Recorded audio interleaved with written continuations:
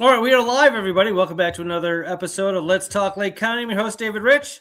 I have a very special guest on today, Chris Bryan, not Chris Bryant. Okay, because as I texted my friends, were like, "Do you mean Chris Bryant? You're interviewing Chris Bryant?" I'm like, "No." So it's just a coincidence that their names are somewhat similar, I think, right? Or were you named after him? I don't know. Were you? I don't know how old you are. I apologize for disappointing. I too wish I were Chris Bryant, but you got stuck with me today. Okay, cool. Thanks. Anyway, so it's an interesting situation how we came to get to know each other or to know about each other.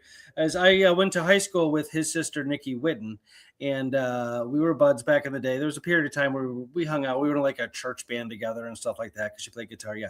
So, and then I just reached out to her a couple months ago and asked her if she wanted to come on the show and talk about the Cubs because I know she's a huge Cubs fan. I just kind of wanted to do a show about that. And she said, "How about my brother? He knows even more." So I contacted him. He contacted me. Well, yeah, we're about to find out. And you mentioned that you have some like interesting, quirky anecdotes about the Cubs. So why don't you start there? I do. First and foremost, thank you for having me on the show. I've been watching a handful of your programming, and it's great. It's an honor to be here.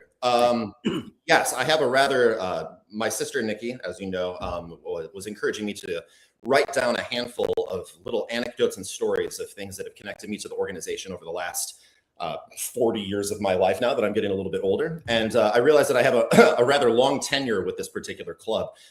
So I think easiest way to go ahead and just kind of dive right in is I brought a visual aid with me. I happen to be a high school English teacher, and I've been told that visual aids are a good thing to have with you.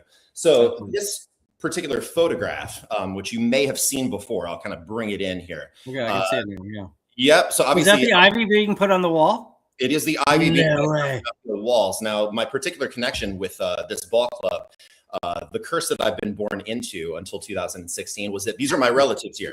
So this gentleman that's standing up a little bit taller in the frame is Elmer Clavey, who would be my great uncle if the internet is correct.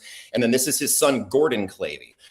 They owned the Clavey Nursery. Originally, it was purchased in 1885, if memory serves, by F.D. Clavey, Fred, one of my distant relatives. He had 4 sons. This is all in the Ravinia Highland Park area. I'm not sure if you're familiar with Clavey Road. You can see it off of 41 if you're ever driving up 41. It sounds familiar. I don't spend a lot of time. So there you go. So Clavey Road, it's in Highland Park. So they were known as the Clavey Nursery. It later became the Ravinia Nursery. And then in 1937, Bill Veeck of the Chicago Cubs, who seems to like to take credit for the planting of the outfield ivy, I've learned by himself, as if it was some sort of surreptitious thing that he snuck into Wrigley in the middle of the night and planted it. It's like the Edison Tesla debacle. Exactly. This is not true of Mr. Veeck. We love him for the fact that he hired my family to go ahead and come in and plant the ivy, because obviously he was a baseball man. He wasn't a horticulturalist. So they needed somebody who knew what they were doing. So they brought in the clippings, 1937. And then that photograph is again of great Uncle Elmer showing his son Gordon how to plant the clippings at the base of the wall. So that's sort of the family connection. Thank you. Now, please do me a favor and don't conflate my lack of gardening abilities with their profound sense of gardening abilities, because I simply try to make a straight line when I cut the lawn, when I'm mowing outside. I do not have the green thumb that they did to plant, 90 years worth of Boston ivy on the outfield walls. And strangely enough, I'm actually a professional horticulturalist. Are you? Yes. That's so cool. You, sir. What's that? That's fantastic. Yeah, no, it's fun. That's like I even have an even greater appreciation that it's a part of your familial lineage that they put the ivy on. First of all, it's the ivy in Wrigley Field. That's just famous in and of itself.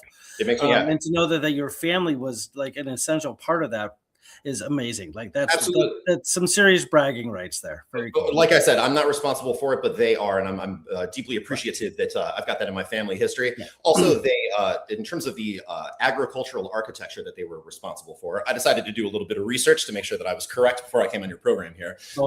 They also planted all of the trees that you see on the Magnificent Mile, so everything right there on Michigan, and as well as doing the 1893 Chicago World Fair. All of the exhibition had very specific trees and bushes that were planted in the area. So they were the people that provided all of that. So kind of cool. These are like some like the pioneers of like, building Chicago. Like they were right there, like 1893 World Fair. That was huge. It was a famous. So that's the whole H.H. Holmes serial killer dude was around there. Absolutely. It makes it more notorious and dark, but it makes it even more famous.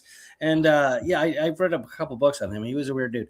But so if you've read The Devil in the White City, that's a fantastic. I have not read that one. I've read more like biographies about him. Totally fair. Add that to your list. And it was also the premiere of the Ferris wheel. So yeah, it was a really interesting. Yes. I think Hershey's chocolate started there or something. Like there's a whole bunch of like things that came out later to be like just huge American things that came from the 1893 fair. Absolutely. It was the beginning of Chicago architecture as well. Really, really cool. Yeah. That's awesome. All of this culminated into, I'm gonna bring out another visual aid if I may be so kind. So in 2016, I had ironically left Wrigleyville. I was living about 6 blocks away from the stadium throughout the majority of my 20s, which was great because I was working a night job at the time, and I got to go ahead and just sort of play hooky from being a normal person and having to go to work, and just kind of go to Wrigley the majority of the time. If I wasn't at the game, I was at one of the bars or one of the restaurants in the area just outside of Wrigley and Wrigleyville there. And I've never had so much fun in my entire life, just meeting strangers and going to baseball games. But because of my family connection, I decided that it was imperative for me to attend one of the World Series games. So for Game 5 against the Indians, first of all, my sisters and I got together and had a fantastic time gallivanting around all of Lake County and eating as much food as possible while talking Cubdom. But I made a sign for my grandfather, just a simplistic sign that said, "This is for Grandpa," before I went into Game 5. I jumped out in front of the marquee and went ahead and stood there with my sign, and I was bombarded by photographers, specifically one from ESPN that then made this the front page of ESPN.com the next day. So it is my one moment of virality. I think that's a word. To go viral would be virality. My one moment of virality in this world. You're the English major. Millions of people give up. That's awesome. That's very cool. Or at least I pretend to be. So yeah. And then I was on TV while I was at the stadium as well. It was good times. That's very cool. Yeah. Like, so the ESPN caught that, took a photo. Did you ever get called by anybody like to kind of like talk about your event or your situation there or no? I did not. They did some, the Cubs did some sort of informal online voting through Facebook, I believe, where they were asking what's the greatest Cubs sign that's ever been made before. And I was included as one of the options. And I believe I won swimmingly in the voting. Like 95% of the votes came in for "This is for Grandpa," which I think is really cool because obviously David Ross was known as Grandpa colloquially amongst fans. But obviously I'm making it in honor of my relatives that like, this is something that has been, for generations, we watched teams lose and lose and lose and lose. And I think it really builds a strange sense of like family character passed down through generations that we got to see all of a sudden come to this wonderful moment of fruition and joy in 2016. I've never been, I remember watching Nikki, since we were speaking of her, her face. We were at the Cubby Bear. We decided not to go to Cleveland for Game 7, but we were at the Cubby Bear watching on the big Jumbotron that they had there.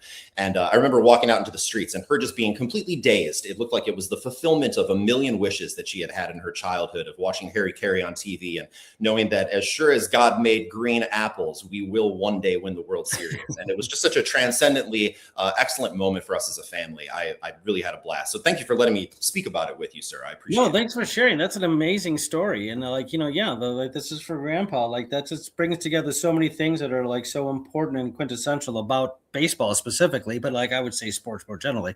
Absolutely. As well. But like just how it ties into family, because they're the ones that took you to your first games as a kid, or the ones that introduced you to the sport as a kid.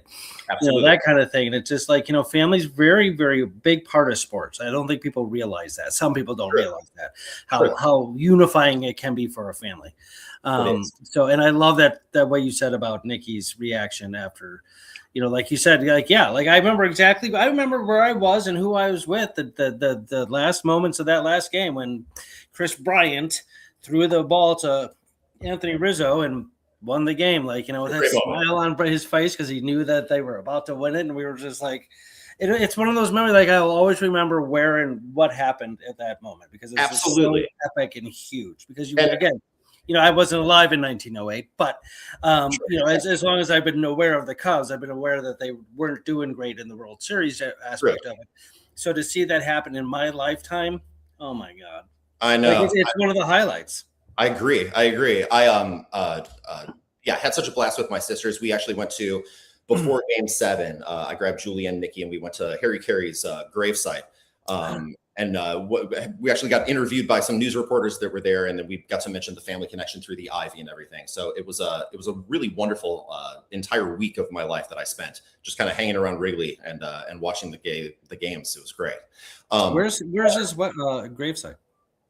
Oh geez, I have the article. Like, is it in Chicago proper? It's I don't need the name of the actual cemetery. Chicago proper is fine. That's western suburbs, I believe, or some western suburbs. Okay. I can't remember. That weekend's a little bit of a haze, if you can imagine.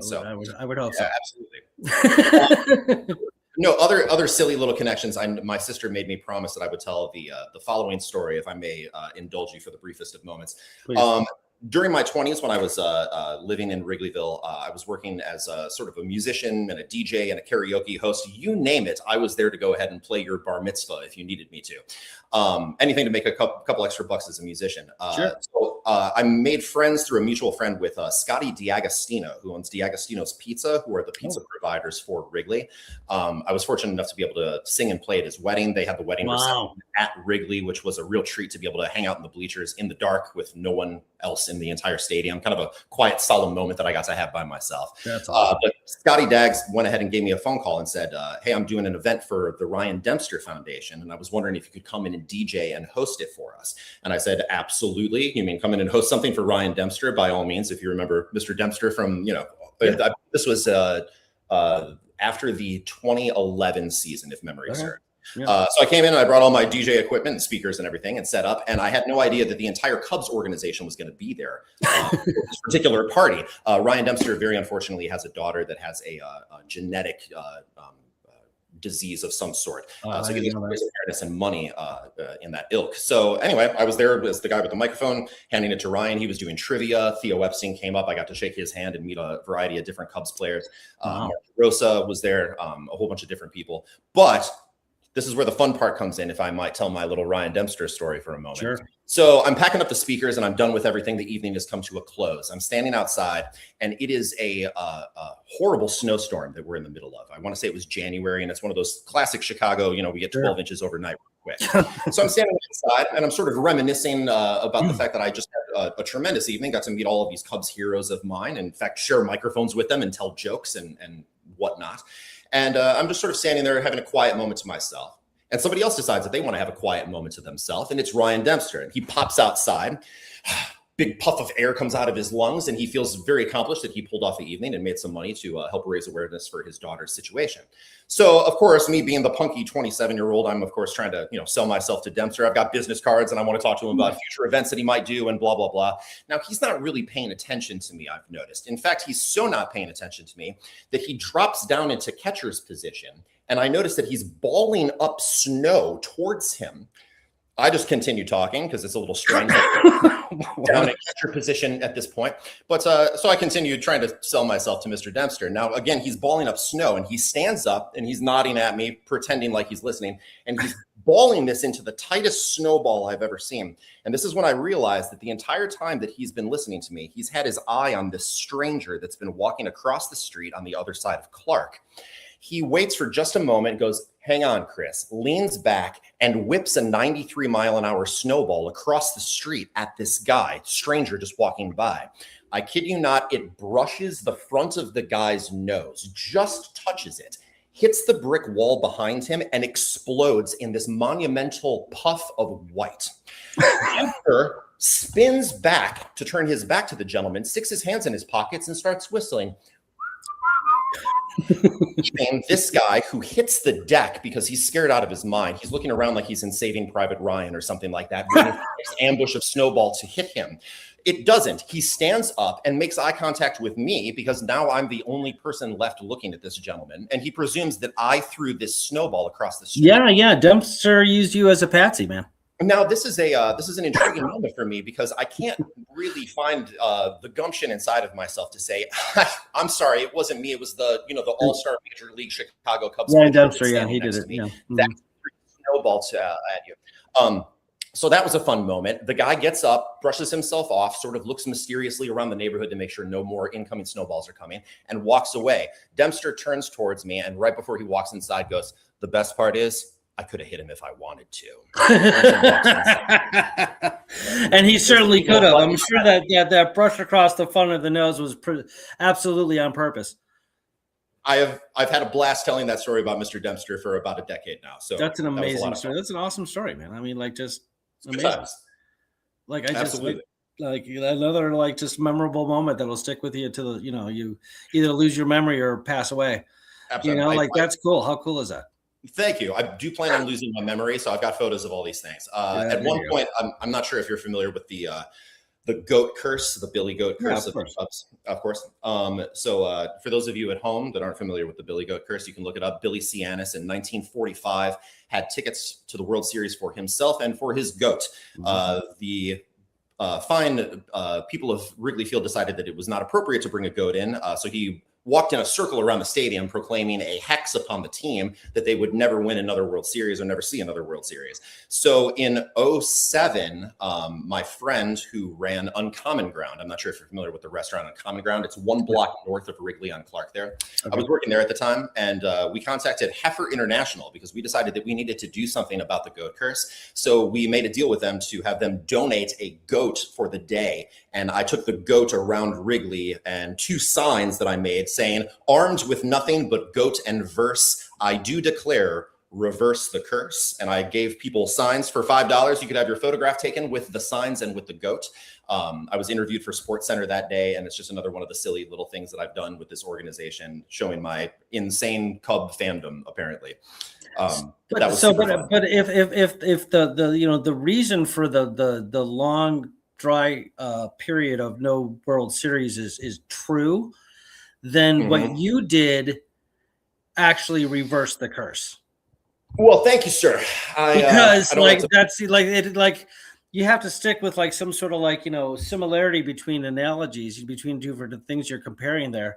And so if if the goat curse was responsible for the dry spell, then you by just happenstance reverse the curse. So thank you. That's amazing. You're welcome. I don't claim to be responsible for the reversal of anything, but it was another fun moment that I've had. Like I said, there's something about this particular team. It's not just the players that are on it. It's something about the lore and the history. All of the cursed moments, the black hat running around Ron Santo, just looking at some of the debacles that we've fallen into, the Bartman ball in 2003. There's just a whole bunch of little strange occurrences that have taken place that would lead a normal human being to believe that this organization was cursed, at least up until 2016. So hopefully we can do it again now. Oh, that'd be nice, man. Two in one lifetime. That'd be great. I would love that. So I worked at a place called Ristorante Battaglio in Libertyville, and Ron Santo used to come in there, prosthetic legs and everything else. And he actually stepped on my foot and apologized to me. And I was like, holy shit, Ron Santo just apologized to me. This is fucking my tables job was at his restaurant. Do you remember Ron Santo's restaurant? I don't. No. I remember Dick Buskis' restaurant. I don't remember Ron. They had a restaurant for a little while. We think that it was possibly just there to launder money because they closed up overnight at one point. I have nothing against Mr. Santo, but I did show up for work and there were chains on the door one morning. And they said, no more restaurant.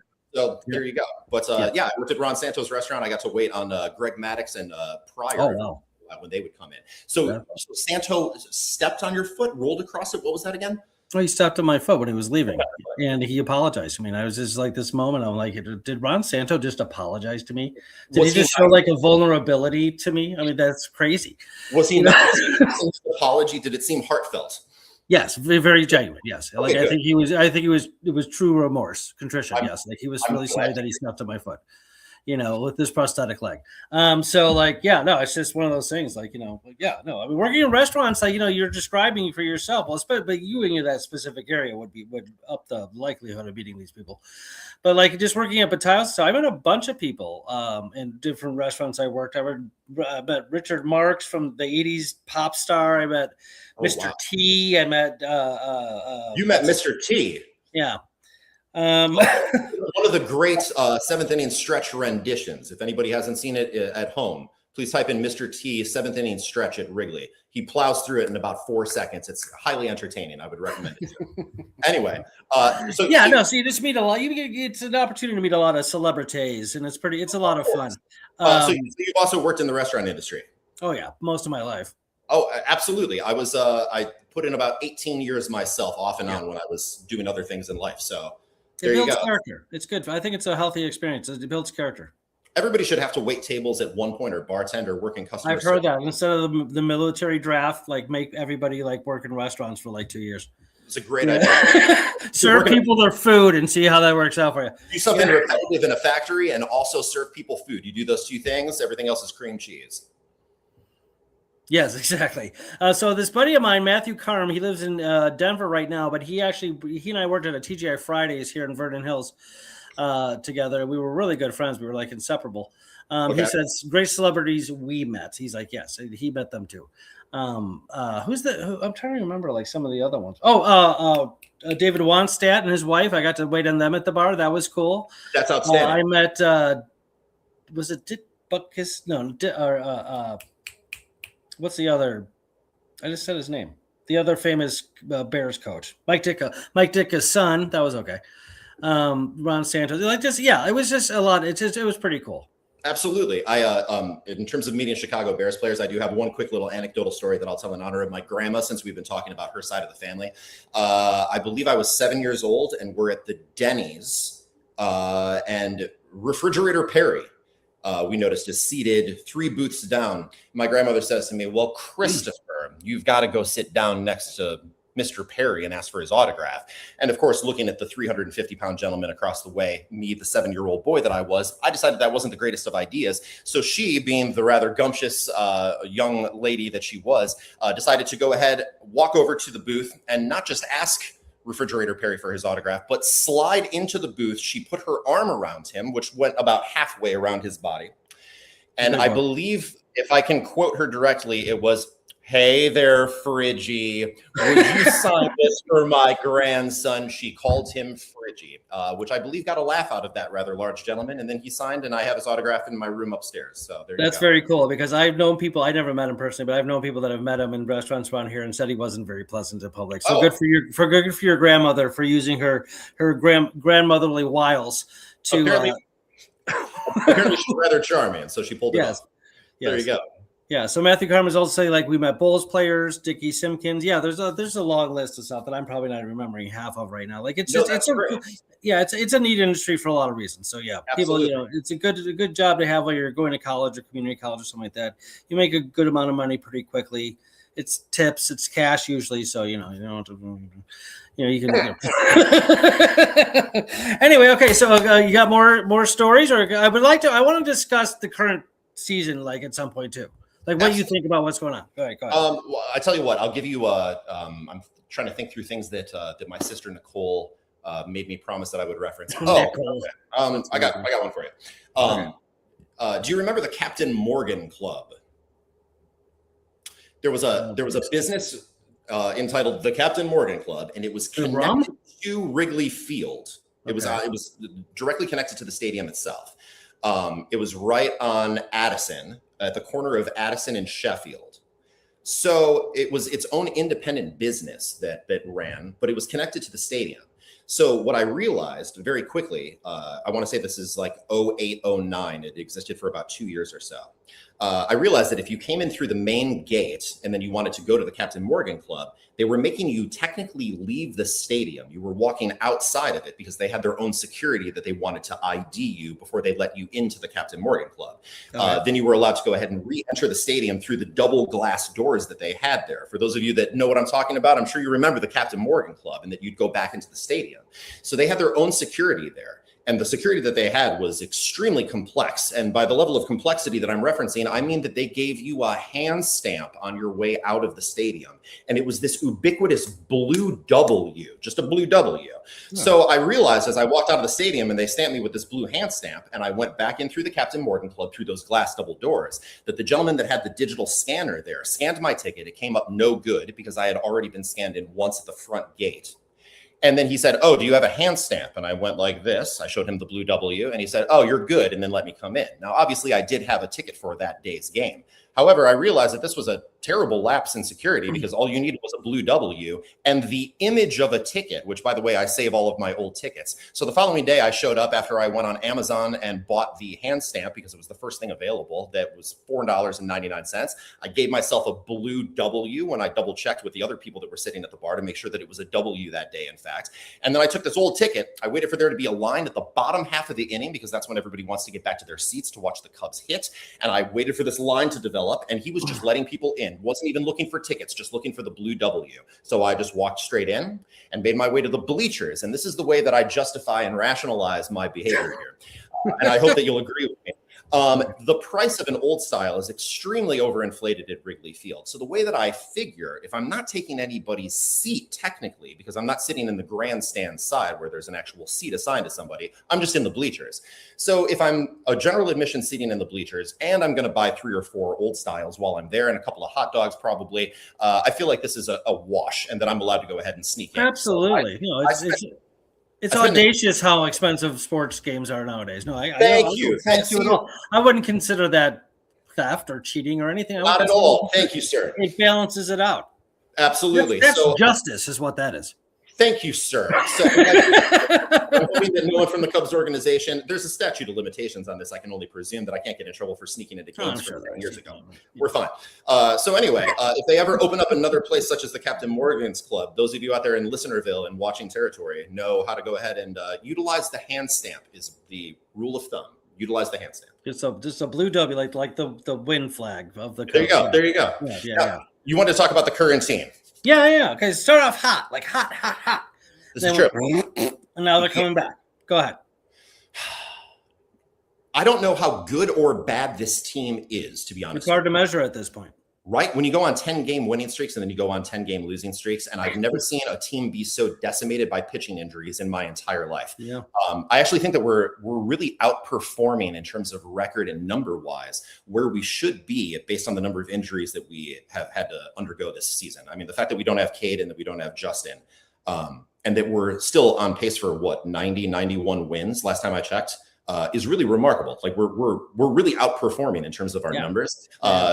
Thank you, Pete, and thank you, Dansby, when he went on his little Barry Bonds imitation there for a little while. I've never seen so many RBIs in a 5-game period in my life. It was awesome. It was. I'd like to see. There are signs of life from Bregman. He's been a little bit frustrating this year. I think we all wanted him to live up to the size of the contract that we gave him. I'm not ready to throw in the towel on Mr. Bregman. I like him a great deal as an individual. As a person, I think he's a great fielder. I'd like to see him be a little bit more of an intelligent hitter at the plate. But we'll see what the second half holds for us. Hopefully Nico can start hitting with a little bit more consistency. He started out the season really strong, as you know. Let's start off very strong. Yeah, right. Exactly. I mean, I love our defense. I love the fact that we have so many gold gloves going around the infield. The rub is that when you look at the numbers, the thing that has always been a problem for me is getting runners in from third base with less than 2 outs. And when you look at the number of runners that we've left on base this year in scoring position, we are second to last when it comes to how many runners we leave on base in scoring position. So if there's really one thing that I think that the Cubs need to improve upon is it's timely hitting when we have runners, specifically a runner on third with 1 out. You need to be scoring him with greater frequency than what we currently are. Obviously, it would be nice to see us make a pitching trade at the deadline. I think Joe Ryan looks like a great candidate out of Minnesota. I don't know. We're going to see what happens. Freddie Peralta, obviously the Mets are terrible this year. It'd be nice to pick him up, even though he is, a Brewer in my head. It'd be nice to pick him up. I don't know. We need to get healthy though. We need our pitchers to get healthy. Yeah, no, yeah. It's been, and yeah. The I hate to say it, but the Sox are number 1, the White Sox in their league. So like, and then what's unfortunate for me as a Cubs fan, probably a lot of Cubs fans, is that they're just sort of dominated. They were for a little while. The Cubs were again in the lull, just dominating the airwaves, and like, oh, you hear about the Sox, and you weren't hearing much about the Cubs because they weren't doing great. Now that's coming back. It's turning around now because the Cubs are doing so much better. Sure. But yeah, no, I just wanted to bitch about that for a second here because Oh, sure. and I'm not one of those Cubs fans that like hates the White Sox or hates White Sox fans. I'm not religious about it, but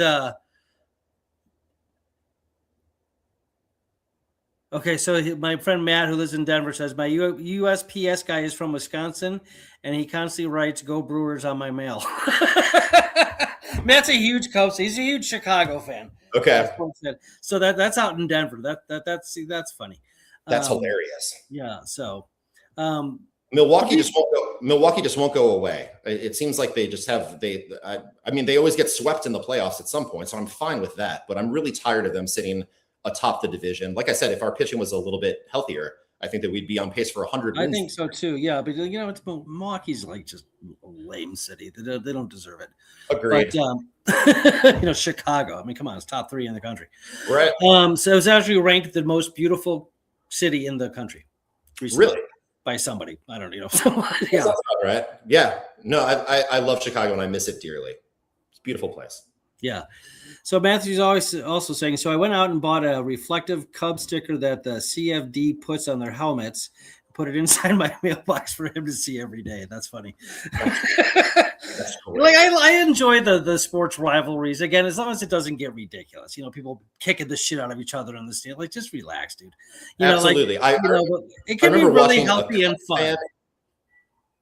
Agreed. I remember watching a Cubs fan and a White Sox fan screaming at each other. They were about to get in a fight in the concourse, and a gentleman jumped in between the two of them, pushed them away, looked at both of them in a moment of silence as the crowd was gathering to watch a fight, and said, "Hey, everybody calm down.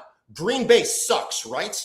And everybody cheered all together, and he fixed the problem instantly. So I think I saw a video of that. I was as you were telling the story, I was remembering that one video I saw of like all of like people shouting something about Green Bay Sox or Bears, whatever it was. Like that unified the stadium. It is the glue that brings us all together. Yes. Oh, yes. We all love the Bears.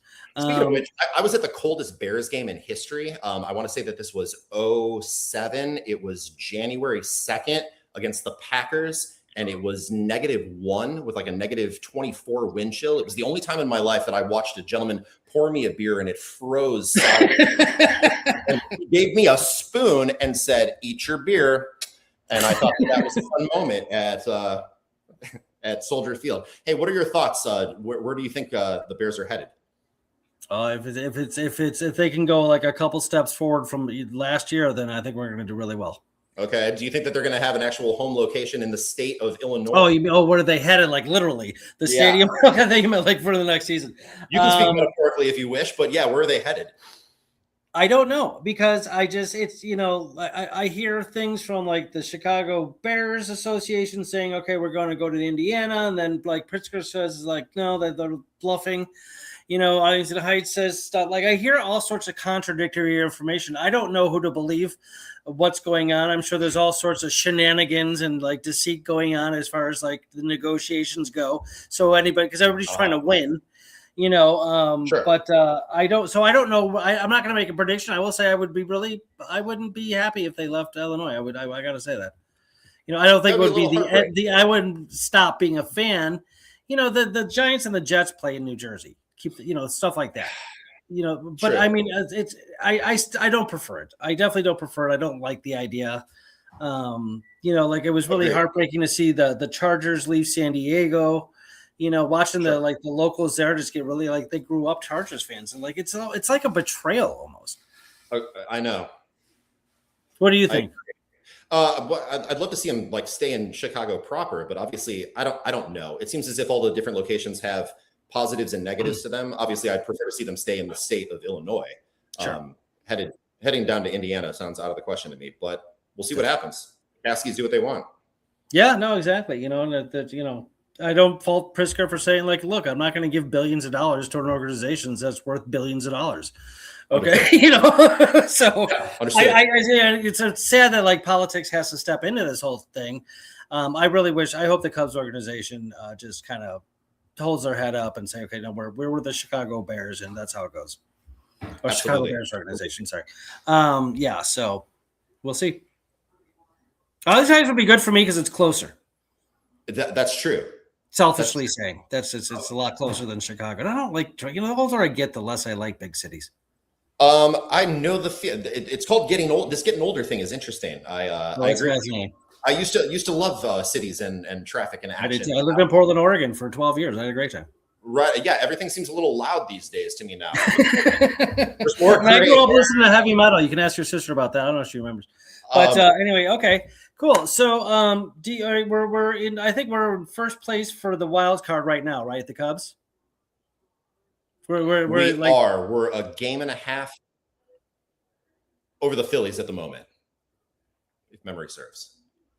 Yes. Now, here's what's interesting. Your sister's here. Really? I'm currently living just outside Philadelphia, which means I'm surrounded by Phillies fans. So I'm kind of actually desperately hoping that we get to play the Phillies in a wild card playoff. I don't know if we're gonna. Obviously, I would prefer to go ahead and surpass the Brewers into first place. That would be priority number one.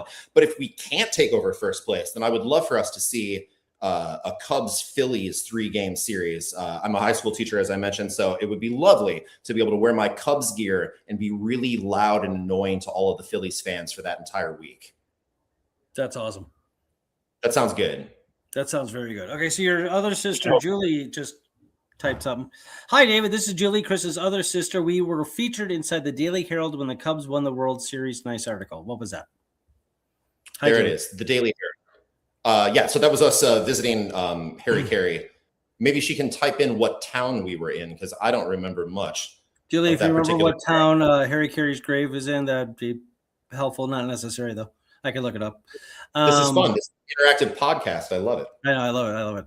So very cool. Anything else you want to say about the current season or anything else about the Cubs? Let's just make the playoffs. I have found in my history of watching baseball that it is impossible to predict. Any team can beat any other team on any given day. So all we have to do is get hot, get streaky the way that we are. And you know what? That's the one thing that if I want to walk into this playoff season with a sense of positivity, it's based on the fact that when this team does get hot, they can blow away anybody. And that's been proven twice now with our 10-game winning streaks. Mm-hmm. So it's not impossible for us to not just get on a roll, but to get on a demolition roll against opposing teams. So if we can somehow make our way healthy into the playoffs, have maybe Cabrera can start pitching well and get healthy again too. That would be really nice. We paid a little money for him this offseason. It'd be nice to see him deliver as well. So if people can just live up to expectations and we can get on a hot streak, I see no reason why we can't take down those Dodgers. As long as they don't get Stubble, I'm really tired of them buying player on the market. All right. Okay. Very cool. No. Julie said Des Plaines. That would do it. I believe, and my friend Matt is saying, I believe that the Iowa Cubs are playing at the Field of Dreams field this year. Oh, really? It's literally in. I know the movie's set in Iowa. I didn't realize it was actually filmed in Iowa. Dyersville, Iowa is the name of the town. I actually visited with my father the Field of Dreams during one of their anniversaries. It was fun. See, again, the family unity there. The family thing. We put on a video camcorder at the time and went ahead and watched the two of us play catch on the field. We've got that hidden in an attic somewhere. I'll have to pull that out. But yeah, that was a fantastic memory and a great experience with my father. That's awesome. I have a buddy of mine where he and his father every year, I don't know if that sequence has been interrupted ever, but like they strive for once a year to go to a new baseball stadium somewhere in the country. That's great. That's awesome. Yes. My wife and I are on a mission to try to hit as many as possible. We've been to, I think both of us have been to 9 at this point. Nice. So I have yet to hit, since I'm in Philadelphia, and Chicago's here, I'm giving a little visual aid again. We've got Pittsburgh and we've got Cincinnati and Cleveland in between us. And I've not been to any of those 3 stadiums. So those are the next ones on our list. Oh, right on. Very cool. I just love the idea of it. That's a very cool goal or hobby to have. Absolutely. Just try to hit as many stadiums as humanly possible. Speaking of visual aids, I do need to pull this out. My wife made me promise that I would show this. Batting practice ball, home run ball that I caught with my bare hands, if I can be braggadocious for just the briefest of moments. I did not bring a mitt, but I caught this with my bare hands. And people ask me if it hurts your hands, and the answer is yes. It very much hurts your hands when you catch a 400-foot home run ball with no mitt. But I'm very honored to have been able to snag this guy out of the air. Who hit it? I have no clue. It was the opposing team. I want to say it was okay. the San Francisco Giants were hitting batting practice, but I snagged this guy out of the air, and I will keep him forever on this bookshelf behind me here. All right, very cool. Your sister Julie just sent me a picture of the Daily Herald article. There you are. Perfect. Yes. You, Nikki, and Julie. We have proof. We have proof. Yes, this isn't made up, folks. It was remarkable. It was remarkable the number of people that had put items on his gravesite or on the tombstone itself that day. It was really fun to see other Cubs fans have the same idea as us. That's awesome. No, I love that. That would be a worthy trip to make, to see his grave site. Absolutely. So very cool. Yeah, very cool. Absolutely. Well, Chris Bryan, not Chris Bryant, Chris Bryan, thank you so much for coming on the show and talking. That was a fantastic conversation. I love listening to all those stories and your assessment of the current season. You betcha. And maybe we can do this again, because, baseball's not going away anytime soon. I love that sport. Absolutely love it. And David, I love the times. Yeah, that'd be great. So maybe we can, a little further down the road into the season, see where they're at, and we'll, do it again. Sir, I'm at your disposal. You just let me know. Thank you, sir. All right, thanks for tuning in. What's that? Thank you. I just wanted to say thanks for having me on your show, and have a great evening. Thank you. You as well. Thanks for tuning in, everybody, to Let's Talk Lake County. I'm your host, David Rich. Till next time, keep talking. All right, hold on a second.